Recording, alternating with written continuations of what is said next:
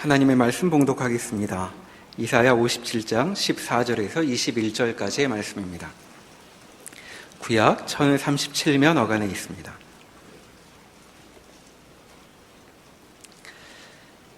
그가 말하기를 도두고 도두어 길을 수축하여 내 백성의 길에서 거치는 것을 제하여 버리라 하리라.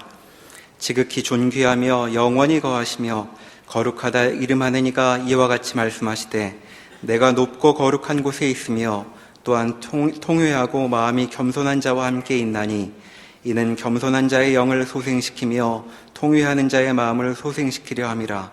내가 영원히 다투지 아니하며 내가 끊임없이 노하지 아니할 것은 내가 지은 그의 영과 혼이 내 앞에서 피곤할까 함이라.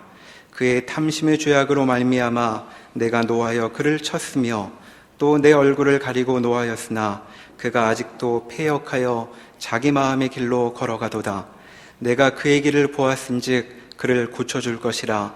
그를 인도하며 그와 그를 슬퍼하는 자들에게 위로를 다시 얻게 하리라. 입술의 열매를 창조하는 자 여호와가 말하노라. 먼 데 있는 자에게든지 가까운 데 있는 자에게든지 평강이 있을지어다. 평강이 있을지어다. 내가 그를 고치리라 하셨느니라. 그러나 악인은 평온함을 얻지 못하고 그 물이 진흙과 더러운 것을 늘 솟구쳐내는 요동하는 바다와 같으니라. 내 하나님의 말씀에 악인에게는 평강이 없다 하셨느니라. 아멘. 오늘 본문에서는 56장부터 59장에 이르도록 반복되는 이스라엘 백성들의 현실적 불신앙, 하나님 앞에 진정한 선민으로서 신앙인으로서 살아내지 못하는 일에 대한 꾸중이 이어지고 있습니다. 그런데 그 일에 대하여 오늘 우리가 읽은 본문 중에서는 18절 말씀에 내가 그의 길을 보았은즉 그를 고쳐줄 것이라. 그를 인도하여 그와 그를 슬퍼하는 자들에게 위로를 다시 얻게 하리라. 입술의 열매를 창조하는 자 여호와가 말하노라. 먼 데 있는 자에게든지 가까운 데 있는 자에게든지 평강이 있을지어다. 평강이 있을지어다. 내가 그를 고치리라 하셨느니라. 라고 해서 앞에 우리가 40장부터 55장에 이르도록 확인했던 포로된 저들의 죄악으로 말미암아 하나님 앞에 준엄한 심판을 받아 다른 나라의 포로로 끌려간 백성들에게 주었던 위로들, 그들이 결국은 은혜를 입고 구원을 얻고 회복될 것이라는 얘기의 연장선으로 보입니다.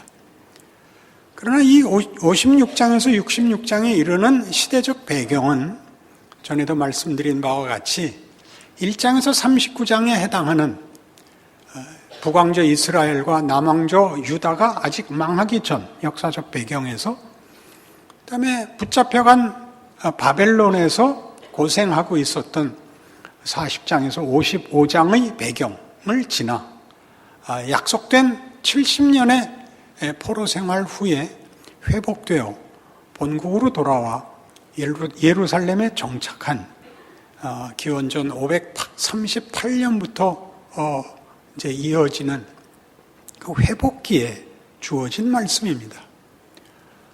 그들은 하나님의 약속대로 회복을 받았고 구원을 얻었고 고향으로 돌아왔습니다.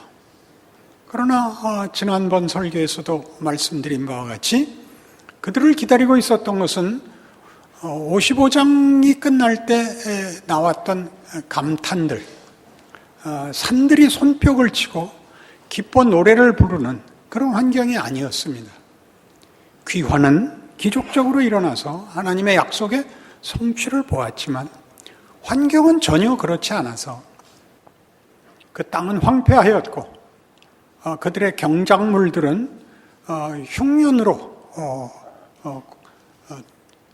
소실이 적었고, 또 그 성전 재건을 위하여 중노동에 시달리고, 그리고 그 포로되어서 비었을 때 이주해온 다른 정착민들에 의하여 이제 그 원래 그 국민이었던 예루살렘 백성들이 오히려 적대적 고난을 당하는 현실을 살게 됩니다. 그들은 지칩니다. 절망하고 원망하고 그리고 자포자기의 심정에 빠져서 원래 요구되었던 하나님을 신실히 지켜야 하는 그 기준에 미달하게 됩니다. 반복적 실수가 나왔다, 반복적 실패가 나왔다고 얘기할 수 있죠. 그러나 이건 약간 말이 안 맞는 것이 1장에서 39장까지 있었던 어떤 질서, 그 시대의 세계는 분명히 원칙과 심판의 세계였습니다. 그리고 40장에서 55장까지는 은혜와 구원의 약속이었고, 그것이 원칙과 심판을 극복하는, 그걸 초월하는 결과를 약속했던 것인데, 돌아와 보니 그 약속은 현실적이지 않았습니다. 그 약속이 거짓된 것이냐? 그렇게 말할 수는 없죠. 그 기적적인 회복이, 귀환이 이루어졌으니까. 그러나 기대했던 만큼의 결과도 없었습니다. 그들은 현실의 고난 속에서 시달려야 했고, 그들은 당연히라는 말을 기억하십시오. 지칩니다. 그 지치고 절망과 원망 속에 있는 이스라엘 백성에게 하나님이 다시 선지자를 통하여 이 원칙을 지켜라, 그렇게 말하는 것이 56장이었습니다. 안식일을 지켜라 하였죠. 그러면 도대체 제1차적 세계에서 제2차적 세계로 나아가 원칙과 심판의 세계를 극복하고 그 실패를 회복하고 완성하는 2차적 세계의 몫은 무엇인가? 분명히 그것이 역사적 현실로 1차적 세계관을 이어온 세계여야 맞는데 그것은 왜 일어났고 또 안 일어났는가? 라는 질문 앞에 서게 마련입니다.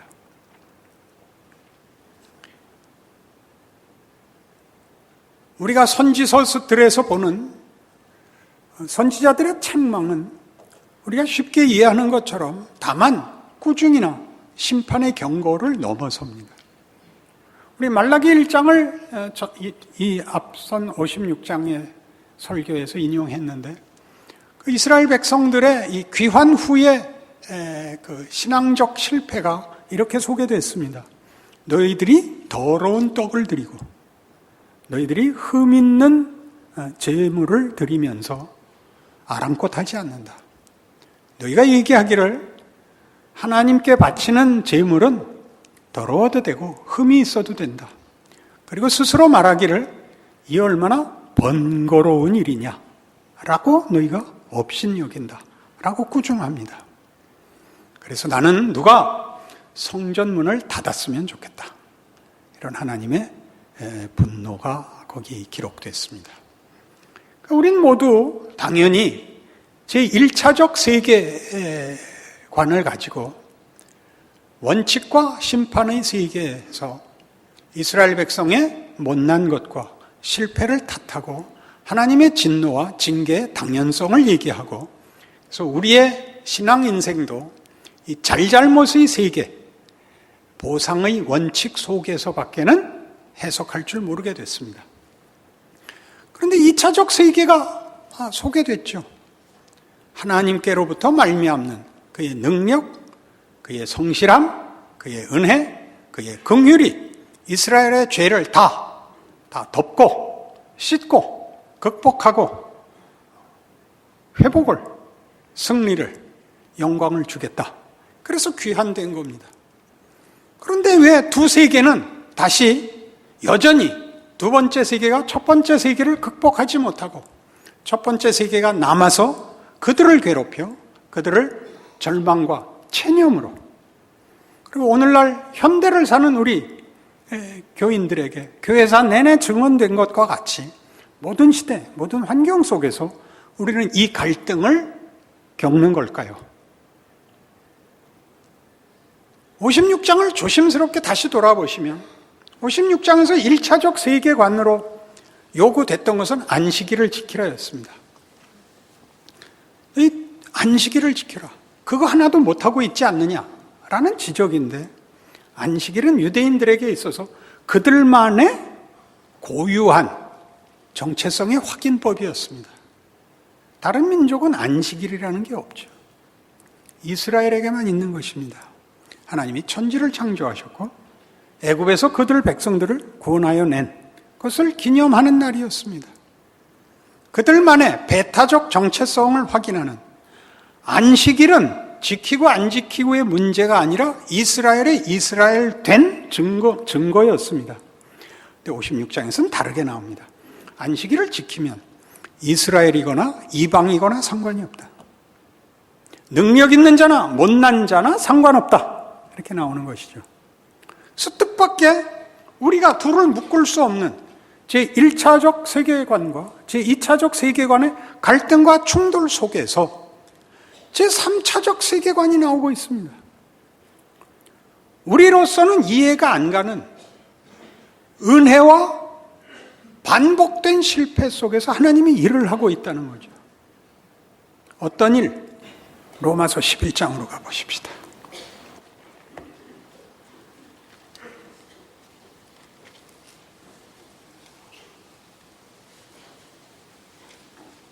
로마서 11장 32절. 하나님이 모든 사람을 순종하지 아니하는 가운데 가두어 두심은 모든 사람에게 긍휼을 베풀려 하심이로다. 이 말이 어렵죠. 모든 사람을 불순종하는데 가두어 두셨다. 하나님이 일부러 불순종을 요구했다. 그렇게 들리죠. 우리는 제1차 세계와 제2차 세계가 도무지 결합이 되질 않습니다. 조화가 되지를 않습니다. 그리고 제3세계가 시작된 거죠. 1차 세계도 그대로 있고 2차 세계도 그대로 있는, 그리고 그 양쪽 다 역사적 배경과 현실인. 그래서 이게 뭔가? 기대와 실망과 감사와 자책이 공존하는 세계를 만나는 것입니다. 성경은 얘기하기를 네가 이해하지 못하는 거기서 하나님이 일하고 있다. 그렇게 얘기를 합니다. 안식일을 지키면 이스라엘이라는 제한된 영역을 벗어나 모두가 구원에 참여할 수 있다라고 안식일이 묶어두었던, 닫아두었던 문을 열고 이스라엘의 불순종으로 이방이 구원을 받고, 이스라엘이 불순종해서 구원을 받지 못했으면 이방은 더더욱 가망이 없죠. 성경에서 얘기하는 부자가 구원을 천국에 들어가려면 낙타가 바늘구멍을 들어가는 것보다 어렵다. 그건 부자는 못 간다가 아니라 부자도 못 가면 가난한 자는 더더욱 못 간다. 부자는 여기서는 능력자의 상징이거든요. 힘으로 못 간다. 능력으로 갈 수 없다. 모두가 못 간다. 이스라엘이 구원을 못 받았으면 모두가 못 받는 거죠. 그러나 그 불순종이 이방을 구원하는 걸로 쓰였습니다. 제3세계, 3차 원적 세계가 열렸죠. 3차 원적은 나쁜데요. 3차적 세계관이 열렸습니다. 이것을 뭐로 이음느냐 하면 33절, 깊도다 하나님의 지혜와 지식의 풍성하며 그의 판단은 헤아리지 못할 것이며 그의 길은 찾지 못할 것이로다. 우리의 생각으로는 쫓아갈 수 없다. 이어서 누가 주의 마음을 알았느냐? 누가 그의 모사가 되었느냐? 누가 주께 먼저 드려서 갚으심을 받겠느냐? 이는 만물이 주에게서 나오고 주로 말미암고 주에게로 돌아감이라. 그에게 영광이 세세히 있을지어다. 아멘. 이렇게 갑니다. 이 찬송이 교회에서 제일 자주 실종됩니다. 우리가 이해하는 세계관, 제1차적 세계관, 제2차적 세계관에 묶이고 둘을 묶는 성경의 약속을, 그리고 그것이 이루어지는 현실을 이해하지 못합니다. 대부분의 성도들은 대강사입니다. 체념하고 살죠. 잘 모르겠다. 그래서 1차적 세계관에서 몇 가지의 윤리와 2차적 세계관에서 은혜와 운명을 양손에 하나씩 들고 적당히 삽니다. 모르겠다. 그래서 뜻밖의 기독교가 가지는 이 하나님의 지혜, 하나님의 권능, 은혜와 책임이라는 영광들이 늘 실종되곤 합니다. 현실에 일어나는 일들이 이것과 충돌을 해서 현실을 살아내는 기독교 신앙인의 능력과 영광을 누리지 못합니다. 욥기 7장에 가보십시다.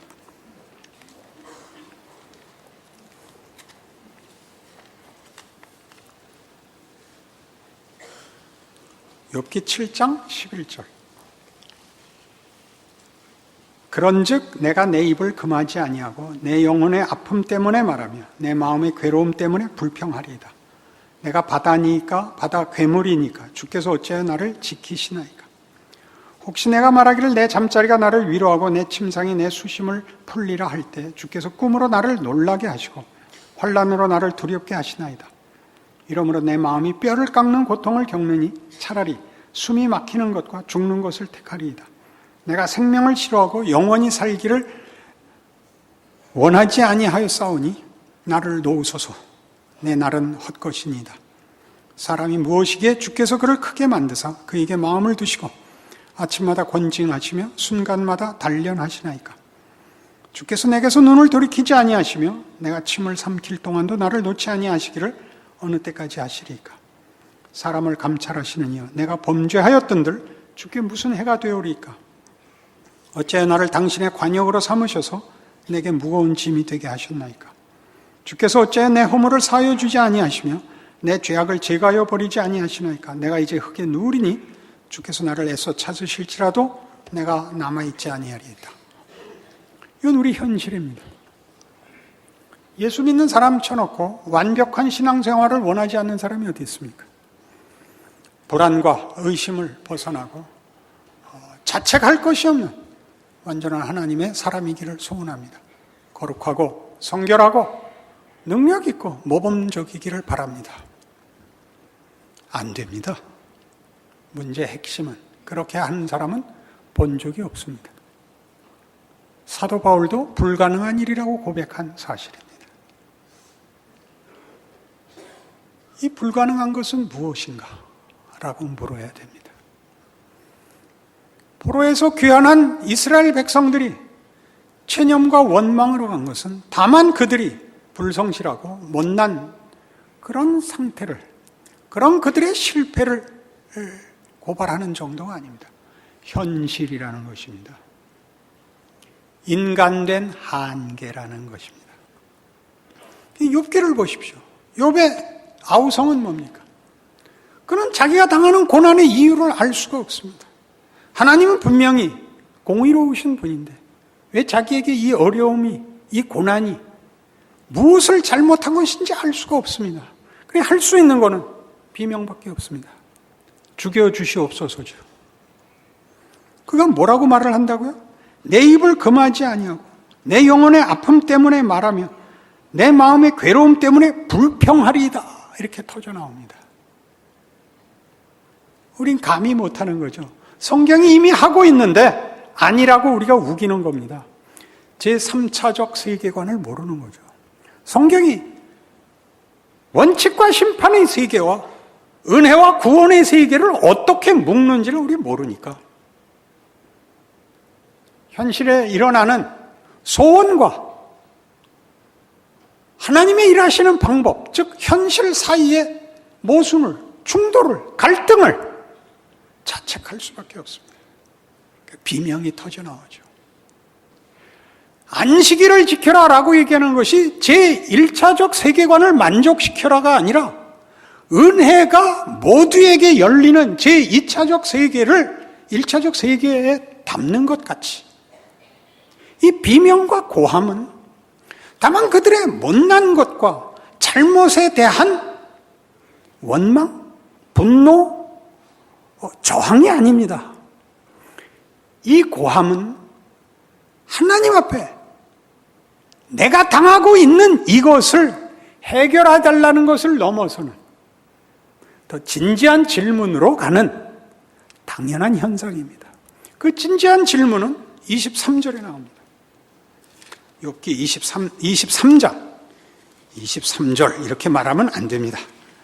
23장 욥기 23장 1절 욥이 대답하여 이르되 오늘도 내게 반항하는 마음과 근심이 있나니 내가 받는 재앙이 탄식보다 무거움이라. 내가 어찌하면 하나님을 발견하고 그의 처소에 나아가랴. 어찌하면 그 앞에서 내가 호소하며 변론할 말을 내 입에 채우고 내게 대답하시는 말씀을 내가 알며 내게 이르시는 것을 내가 깨달으랴. 그가 큰 권능을 가지시고 나와 더불어 다투시겠느냐? 아니로다. 도리어 내 말을 들으시리라. 거기서는 정직한 자가 그와 변론할 수 있은즉 내가 심판자에게서 영원히 벗어나리라. 그런데 내가 앞으로 가도 그가 아니 계시고 뒤로 가도 보이지 아니하며 그가 왼쪽에서 일하시나 내가 만날 수 없고 그가 오른쪽으로 돌이키시나 배울 수 없구나. 사실이죠. 여러분, 회개라고 한두 번 해본 게 아니죠. 그러나 회개를 해도 하나님이 응답을 하시지 않습니다. 잘했다고도 하지 않고 그 회개로 인하여 그 다음에 올 축복이 보상으로 오지도 않습니다. 회개한 것만 억울합니다. 회개할 거 없는 것까지 해야 되는 것입니다. 여기에서 녹아나죠. 그 증언들은 다 뭐죠? 아까 7장에서 본 바와 같이 내가 뭐길래 하나님 나를 대적하십니까? 나 같은 것이 범죄한들 하나님께 무슨 방해가 되며 나 같은 게 무슨 가치가 있다고 괴롭히십니까? 이렇게 큰 문제로 삼으십니까? 어째 대답도 안 하십니까? 여기 답이 들어있습니다. 인간은 결국 그의 자폭을 가지고 그 스스로의 정체성에 대하여 직면하는 경험을 하게 됩니다. 자폭을 하고 비명을 올린다는 것은 죽을 수 없다는 뜻입니다. 제대로 된 자폭은 그냥 죽는 겁니다. 자폭하겠다고 고함을 지르는 것은 하나님, 나의 존재는 내가 자폭하는 모든 원망의 내용들보다 큰 것이어야 맞습니다.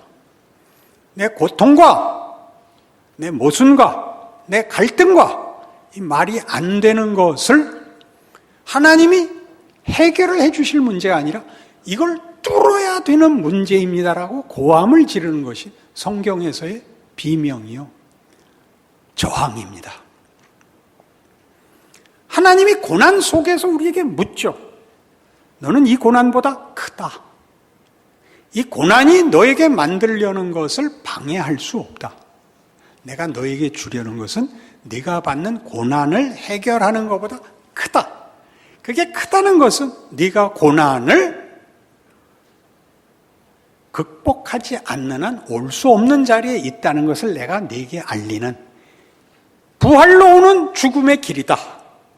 이렇게 성경이 우리에게 도전하는 것입니다.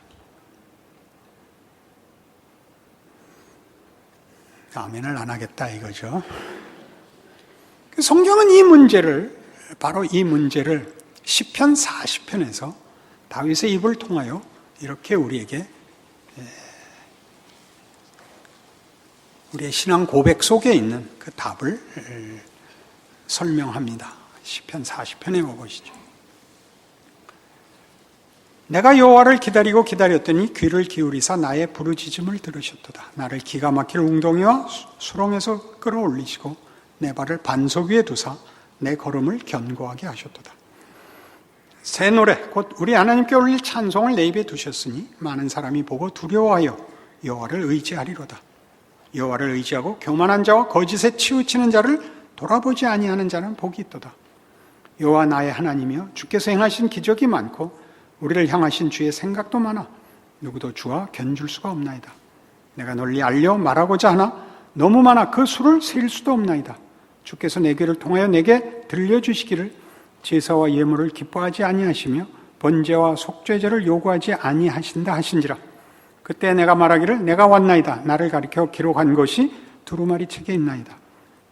나의 하나님이여 내가 주의 뜻 행하기를 즐기오니 주의 발이 나의 심중에 있나이다 하였나이다. 이건 무슨 시일까요? 그런 어떤 수렁과 기가 막힐 웅덩이와 수렁에서 건지심을 받았을까요? 그의 증거에 의하면 5절에 있는 바와 같이 여호와 나의 하나님이여 주께서 행하신 기적이 많고 우리를 행하신 주의 생각도 많아 누구도 주와 견줄 수가 없나이다. 내가 널리 알려 말하고자 하나 너무 많아 그 수를 셀 수도 없나이다.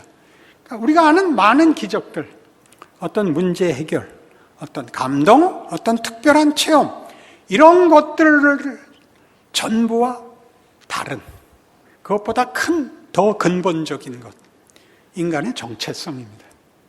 인간의 정체성. 인간이란 뭐냐? 인생이 뭐냐? 하나님은 우리에게 누구시냐? 하나님은 우리에게 뭘 하려고 하시느냐에 대한 이해를 하게 됩니다. 그 고백의 시입니다. 많은 기적이 있으나 그런 것들 일일이 말할 필요 없답니다. 발가락 깨진 거 고쳐주신 거, 머리통 깨진 거 고쳐주신 거, 애 학교 떨어져서 기도해갖고 제2지망 된 거, 이런 것들로는 셀 수도 없는 겁니다. 그런 것들 말고 근본적인 거, 기가 막힐 웅덩이와 수렁에서 꺼내서 반석 위에 세우신 것, 우리라는 존재의 가치, 정체성, 운명, 인생의 의미, 내용, 그 부요함에 관한 것입니다. 그런 이것들은 다 12절에서 보듯이 수많은 재앙이 나를 둘러싸고 나의 죄악이 나를 덮침으로 우러러 볼 수도 없으며 죄가 나의 머리털보다 많음으로 내가 낙심하였음이니이다 라는 조건 속에서 올리는 간증인 것입니다. 모든 죄를 극복하고 정결한 마음으로 올리는 것이 아니라 아직도 머리털보다 더 많은 죄와 수많은 재앙 속에서 올리는 감사시라고요. 17절도 그렇죠. 나는 가난하고 궁핍하오나 주께서는 나를 생각하시오니 주의 뜻이 더 깊고 많사오니 나는 포기하지 않겠습니다 로 오는 것입니다. 그게 뭐죠? 6절. 주께서 내 귀를 통하여 내게 들려주시기를 제사와 예물을 기뻐하지 아니하시며 번제와 속죄제를 요구하지 아니하신다 하시니라. 그때 내가 말하기를 내가 왔나이다. 나를 가리켜 기록한 것이 두루마리 책에 있나이다. 이렇게 나옵니다. 도대체 무슨 말을 들었다고요? 번제와 제사를 요구치 않고 시편 51편에 가면 주께서 구하는 제사는 상한 심령이라로 발전합니다. 주께서는 제사와 번제를 요구치 아니하시고 주께서 원하시는 제사는 상한 심령이라를 알게 되는데, 여기서는 초점을 율법으로 끌고 가서 주께서 내 귀를 통하여 내게 들려주시기를 제사와 예물을 기뻐하지 아니하시며 번제와 속죄제를 요구하지 아니하신다 하신지라. 그래서 내가 말하기를 내가 왔나이다. 나를 가리켜 말한 것이 두루마리 책에 있나이다. 두루마리 책은 옛날 성경입니다. 그리고 옛날 성경, 구약시대의 성경은 대표적으로 모세오경, 율법입니다. 제1차적 세계관, 원칙과 보상의 세계, 그 규칙들입니다. 그때 내가 말하기를 내가 왔나이다. 나를 가리켜 기록한 것이 두루마리 책에 있습니다. 율법은 나를 가리켜 한 말입니다. 여러분 각각을 위하여 한 말입니다. 율법을 지켜라가 아니라 율법이 우리의 본질, 성품, 내용이 될 것입니다. 대상과 목적은 우리입니다. 율법을 지키기 위하여 우리가 죽어나가는 것이 아니라 우리를 채우기 위하여 율법이 있습니다. 율법이 우리를 지적하고 고발하는 것마저도 우리를 위하여 있는 것입니다. 제사와 예물을 요구하는 것이 아니라 우리가 쓸모있는 문제, 헌신의 문제, 유익의 문제가 아니라 우리를 목적으로 하고 있습니다. 우리에게 일어나는 모든 인생, 우리가 겪는 모든 역사, 모든 존재, 모든 희로의 락이 하나님이 우리를 목적하여 우리에게 베푸시는 그의 지혜와 능력과 권능인 것입니다. 이번에도 아멘 안 하면 다 죽여버릴 것입니다. 우리 본문에 돌아가 보시면, 본문 이사야 57장에 돌아오면 우리가 어느 본문에 걸려 있느냐 하면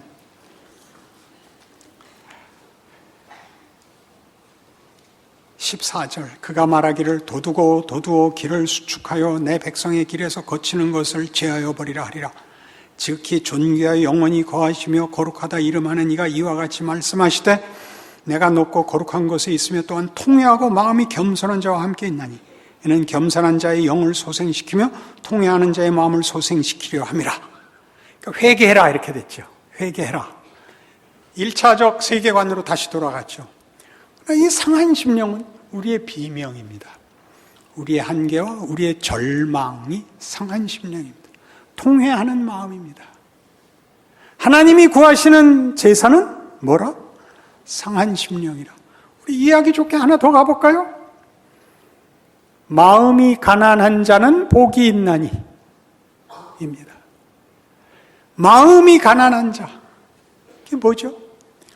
자신의 한계로 자신의 정체성을 만족시킬 수 없는 것을 아는 자, 더 높은 것, 더 귀한 것을 구하는 심령, 그래서 찢어진 심령, 내가 아는 최선, 내가 가지는 가장 큰 이상보다도 큰 존재라는 걸 뭐에서 알게 돼요? 고난에서. 왜? 고난을 해결하는 것이 우리의 정체성의 만족일 수 없다는 것을 고난을 당해보면 알게 됩니다. 고난을 해결하려면 죽어버리면 됩니다. 반복되는 이스라엘 역사의 증언입니다. 죽어버리면 그러면 창조가 실패하는 거죠.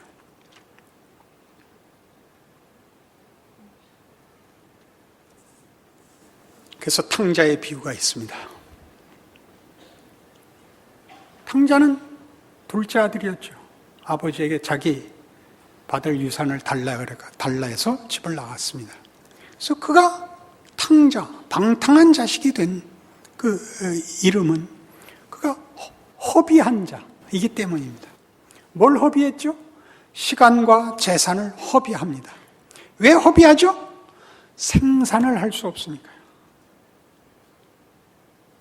스스로는 아무것도 생산을 할 수 없으니까 다 소진될 뿐입니다. 아버지 집에만 창조가 있다는 걸 압니다. 생산이 있다는 걸 압니다. 그래서 돌아오죠. 회개입니다. 소비되던 세계에서 창조의 세계로 귀환합니다. 그럼 뭐가 남죠? 그럼 다른 세계가 남아야죠. 창조의 세계, 생명의 세계가 남아야죠. 회개란 과거를 돌이켜 미래로 나아가는 것이지 과거를 씻어버리고 마는 것이 아닙니다. 첫째 아들이 그러죠. 야, 이거 왜 집안이 소란하냐? 형님, 둘째가 돌아와서 아버지께서 기뻐서 잔치 벌렸습니다. 뭐라고? 그 새끼가 돌아왔다고? 아버지, 이게 뭡니까? 얘야, 네 동생이 살아서 돌아오지 않았냐? 아버지, 저는 평생 아버지 곁을 떠난 적이 없고 충성했는데 나와 내 친구들한테는 염소 새끼도 한 번 안 구워주더니 이 새끼한테는 왜 소를 잡습니까? 뭐라고 대답을 해요? 얘야, 내 것이 다 네 거 아니냐? 회개는 과거를 씻는 게 아니라 소비하고 소진되고 망하고 우리의 만족과 타협의 세계에서 하나님의 세계로 나온 것이죠. 살아내십시오. 여러분이 괴로워하는 그 고통과 고난이 여러분 보고 어떻게 할래라고 묻는 것입니다. 여기서 타협할래? 여기서 도망갈래라고 묻는 것입니다. 뚫으십시오. 십자가를 지십시오. 죽음을 돌파하십시오. 고난과 절망을 얼굴을 맞대고 극복하지 않으면 하나님이 예수를 십자가에 매달아 우리에게 약속하신 하나님의 구원의 영광은 만날 도리가 없습니다. 그러니 밤낮 자책이 다죠. 저 새끼 안 돌아왔다가 다죠. 돌아온 자로서의 여러분의 삶은 어디 간 겁니까? 힘들다고요? 힘들지 않은 게 어디 있습니까? 축구를 11명이 앉아서 가위바위보 해갖고 결정할 겁니까? 하다못해 페널티킥이라도 차야 될 거 아닙니까? 예수 믿는 것이 위대하고 명예로운 기회라는 것 아직도 모르겠습니까? 책임 없는 말이나 남발하고 주장이나 하고 비난이나 하고 스스로는 할 게 없어서 자신의 자책과 원망에 대하여 하나님 앞에 억울하다고 울기나 하고 그런 거 아닙니다. 일어서십시오. 죽을 얼굴을 하고 걸어 나가십시오. 막힌 담에 가서 박치기를 하십시오. 담이 무너질 것입니다.